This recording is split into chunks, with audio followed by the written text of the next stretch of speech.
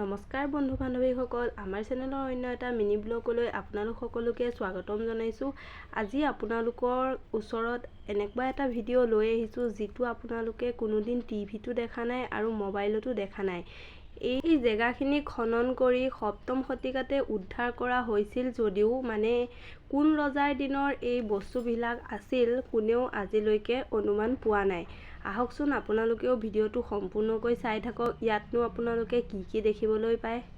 আৰু আপোনালোক সকলোৱে যদি এই ভিডিঅ'টো চাই পেলাই এই জেগাখিনিলৈ আহিব বিচাৰে তেনেহ'লে এই জেগাখিনি আছে হোজাই জিলাৰ নভঙা তেন্দুগুৰি নামৰ এখিনি ঠাইত। আপোনালোকেও আহিব পাৰে আৰু ইয়াত এই পুৰণা দিনৰ স্মৃতিবিলাক চাই যাবহি পাৰে।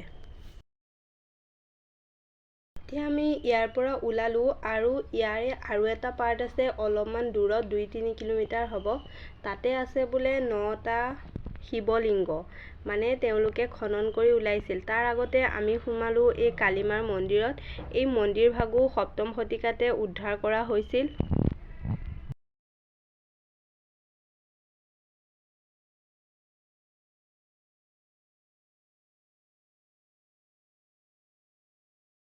আমাৰ এই কালী মন্দিৰ দৰ্শন কৰা হৈ গ'ল আৰু আমি যাম সেই তেন্দুগুৰি নভঙা নামৰ ঠাইকণলৈ। তাত আছে ৯টা শিৱলিংগ আৰু এই প্ৰতিটো শিৱলিংগৰ আকাৰবিলাক বেলেগ বেলেগ ধৰণৰ। আহকচোন আপোনালোকেও চাই থাকক সম্পূৰ্ণকৈ ভিডিঅ'টো। এয়াই হৈছে ৯টা শিৱলিংগ থকা এই বিশেষ ঠাইখিনি।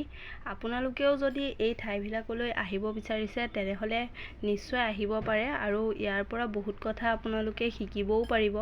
আমাৰ ভিডিঅ'টো সম্পূৰ্ণকৈ চাই থকাৰ বাবে আপোনালোক সকলোকে ধন্যবাদ জ্ঞাপন কৰিলোঁ।